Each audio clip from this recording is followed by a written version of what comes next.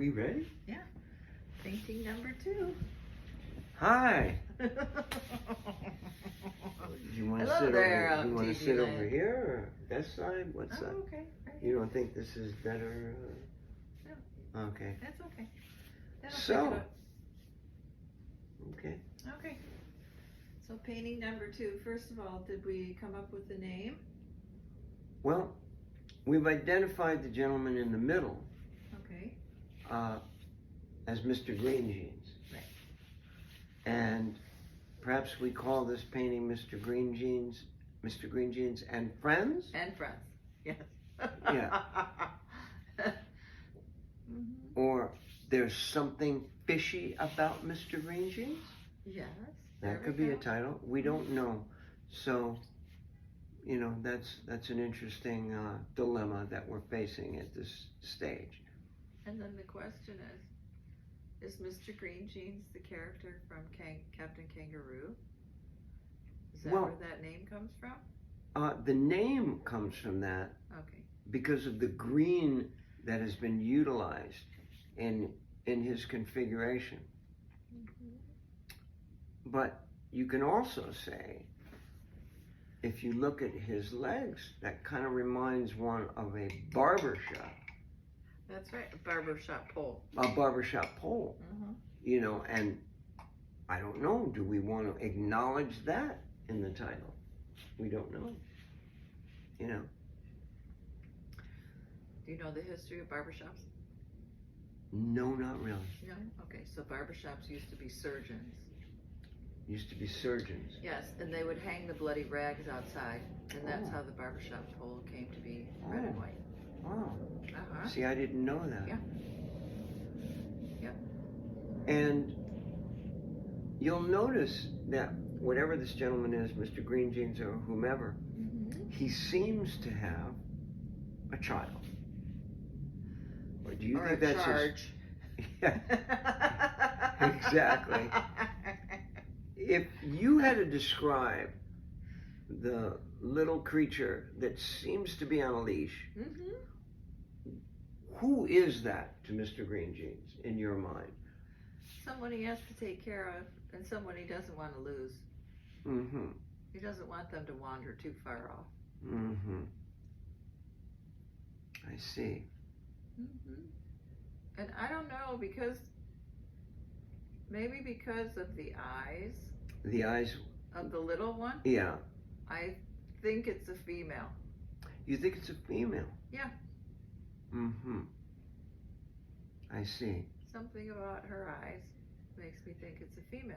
And do you think that leash is one of control or concern, that because they seem to be in an underwater environment, he's making sure she or he doesn't get lost? Right. What was the motivation of that leash in your mind? So that she wouldn't wander too far off. But are they a family for sure in your mind? Well, yeah, I think he feels responsible for her. And, I'm just curious, because you had a lot to do with this, the bumps on Mr. Green Jeans' face, is that a skin condition or a skin enhancement, those bumps? I think it's an enhancement. An enhancement. Gives him a little more dimension, makes him a little more interesting to look at. And then it's up to the viewer to decide if it's a disease or an enhancement. Yes. And you made those bumps, and as you were making those bumps, can you comment on what you were feeling as each bump was added to the face? No. All I could think of was, how was I going to make bumps that wouldn't fall off? I see. So I mixed flour and water. Oh.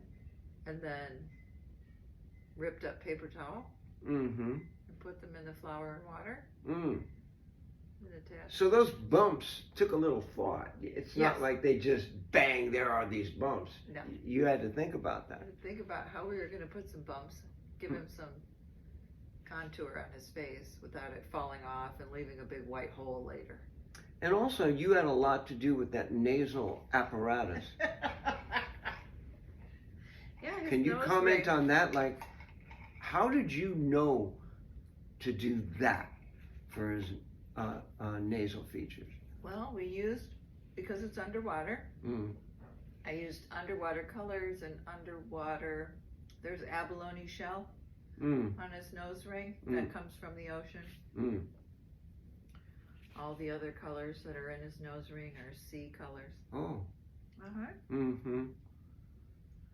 And what do you think, or what did you think, when the creatures arrived, the aquatic creatures arrived? How did you know how to bring them to life? What went through your mind? And I noticed that they all have tongues in the same capacity as Mr. Green Jeans and his child. How did that happen? Well, I didn't realize he was underwater. You did. Until the fish appeared. You think we're underwater? And the fish, because two of the fish have two heads, it reminds me of the movie Dr. Dolittle. There's a llama character in the Dr. Dolittle. It's called A Push-a-Me Pull-a-You. And it has two heads because they both try to go in a different direction. And that's what the two-headed fish reminded me of. And I was just curious, because I had nothing to do with this, but those gold figures, the gold leaf, that are so a part of this piece of art. How did you come up with that idea to make that such a prominent feature of this artistic endeavor? Well, I think there's a lot of debris floating around in the ocean. And you look at those gold things as debris? Yep. I see. Yeah, because they're made with gold leaf, they kind of pop. And in your mind, what would you call this particular painting? Well, I was going to ask you. You were going to ask me? Yeah, what you wanted to name it. We have the tongues. Everybody has tongues. And it's another example of our work that talks about communication to me. And do you think these tongues communicate in some way? Well, tongues signify to me that people are talking. You have to use your tongue to talk. If you don't have a tongue, people can't understand what you're saying. And do you think these fish are talking? Yeah. And do you think Mr. Green Jeans and his son or daughter, we don't know for sure, are communicating with these underwater creatures? Well, they don't seem to be speaking directly, except for the little shark in the upper left. They look like they might be talking to Mr. Green Jeans.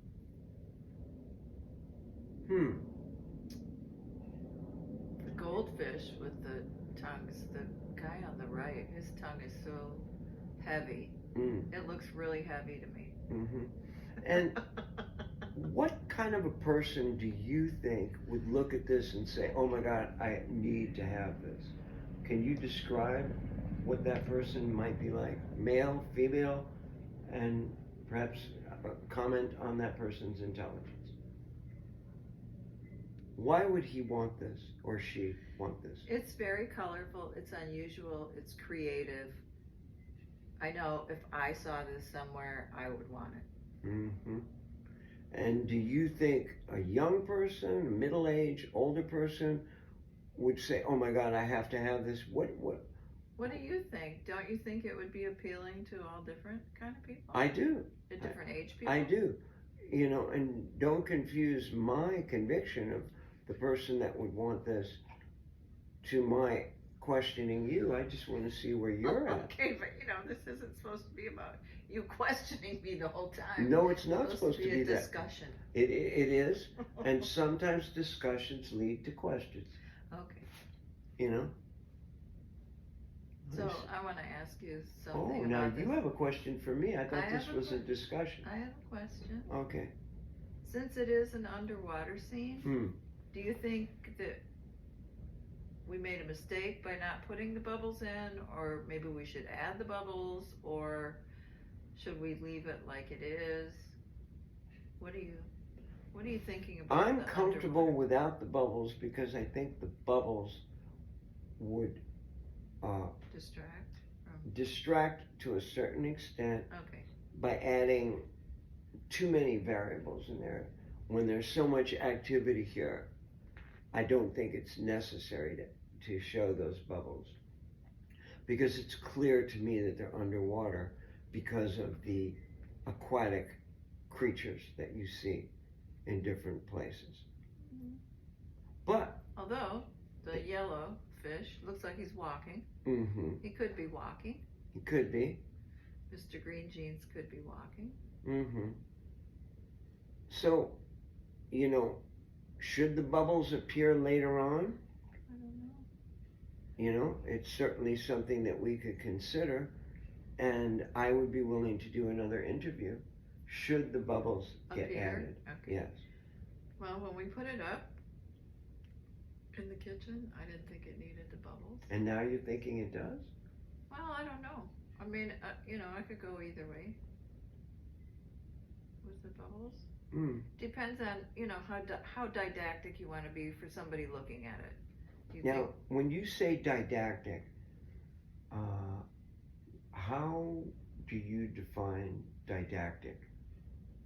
And why would you use that word? You put more elements in that direct the viewer to think the way you want them to think. If we leave the bubbles out, people look at it and go, is it underwater? Is it on the land? I can't tell. Half of the people look like they're on the land, half of the people look like they're on the water. If we put bubbles in, we are specifically telling people that this is an underwater scene, and then there's no room for interpretation about, is it underwater, is it on land, what is it? That's what I mean by when I look at this particular rendition, I'm not missing anything. However, adding the bubbles to me would certainly add a new dimension that would not harm the integrity of this particular painting, and perhaps make it better. If no one were alerted to the fact that the bubble discussion were ongoing, I think they would be very, very happy with this particular thing. When we finished this and I saw it, I picture this in like a mid-century modern home that has bright colors. Like, for instance, if you go into the stores that sell mid-century modern, like furnishings and decorative art kind of thing, I thought if we put this in a store like in Palm Beach, it would go really quick. Because it would fit in one of those homes that have that, they have bright colors. Well, I'm looking at it right now, and I've spent a lot of time gazing at this from different perspectives, and I like the vibe, but I also can see the bubble activity. I'm not missing it if it's not there, but I'm sure I would love it if the bubbles were there. So. And where would we put bubbles? Well, what do you think? I would scatter a few on the bottom, in the middle, and on the top, so that it's clear that the bubbles suggest they're underwater, enhances the fish aspect, and even the little fish guy, whatever that creature is. The yellow one. Yeah, the yellow guy on the bottom. He's like dancing around in the water. Yeah. Well, I think if we put bubbles in, we should put some bubbles forward, like you see the whole bubble, and then we do maybe smaller bubbles coming up from the little fish, and then maybe we try to do a bubble that's behind the hair on the little person and behind the hands of Mr. Green Jeans. Now, do you think that we should give the purchaser of this particular piece of art the option? No. you think we should make that decision prior Yeah. to the buyer seeing it? Either do it or not. I mean, I think it's complete the way it is. When we hung it, I thought, that's done. That's a complete painting. It reminds me of when I would write papers and edit and edit and edit, and then I'd send it in for submission, and then I'd go back and look at it and think it needed to be edited again, and you can edit yourself to death. Well, yeah, and that's kind of what I'm trying to avoid doing, because I'm looking at this going, hey man, I can see the bubbles, but if they're not there, this is pretty cool. I think we'll leave it. I think, we left it once. We're on to the next one. We started the next one. I think maybe we should just, face forward. Move on. Yeah. We're into number 3. Yeah. And it's going to be really fun when we put 1, 2, and 3 next to each other. Yeah. When they're finished, then we'll go, whoa. See the development. Yeah. Can you imagine who that person is that is going to want this collection? Boy, I really want to talk to that person. Why? What do you want I to ask them? need to know what's going on in their brain and why. Why they like it. I have a lot of questions for that person. I think they're fun. The things that we do are whimsical. Totally. They make me happy when I look at them. They make me smile. They give me a good feeling. Yeah, and they just go where they go. Yeah. They're fun to look at. People will notice them, make comments. I mean, a lot of times people buy art because they want other people to appreciate their taste. Yeah, I get it. Yeah. Do you think we're looking for other people to appreciate our taste? Of course we are. We are? Yes. Okay. I mean, otherwise we would just make 100 paintings and leave them at home. Right. But not us. No, I don't want No, to do we're on another plane. that. Yeah. I'd like to have a show. I'd like to get some feedback. I mean, the best thing for me would be to go into the show incognito. Oh. Like not put our picture on the, on the card advertising the show. Yeah. And go in and walk around and just listen. Yeah, I think I might be joining you on that endeavor. Yeah. Yes. Like when we went, I can't remember what city it was. It was that little bar that was on the beach that Beth was playing at. And I didn't want to sit right by the speaker, so we sat kind of far back, and you were listening to comments, and you're like, I usually don't sit in this part of the audience, so I don't get to hear this stuff. Well, there you have it. Yeah. So have we officially named this? Mr. Green Jeans and Friends. Mr. Green Jeans and Friends. I think, unless you want to contemplate it a little more, we can. We certainly can. We don't have to. Mostly what I wanted to do these videos for when we're finished with the paintings is so that we have some kind of reference for ourselves after it's all over, because I think the conversations will evolve just like the paintings. Oh, well, do you think that this conversation has evolved from the last one we had? Yes. Yeah. It's a whole different conversation. It is. And do you have anything else that you want to add? I like what we're doing. I'm excited to see where it goes.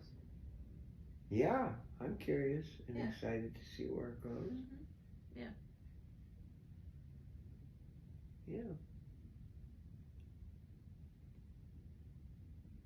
And I just want to make one last comment.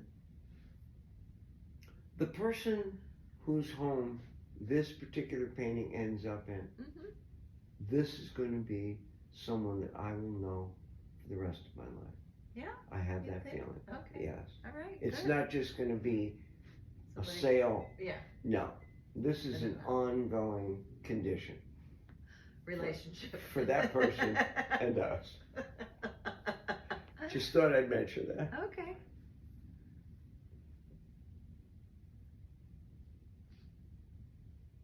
It's hard to let go of paintings when you sell them. Yeah, I know. It's like letting go of your children. Yeah, well, we're taking a picture of this, remember? Oh yeah. And we're gonna make a big copy of it. Yeah.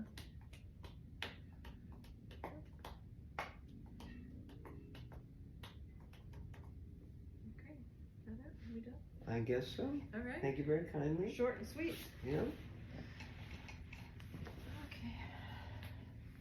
Now.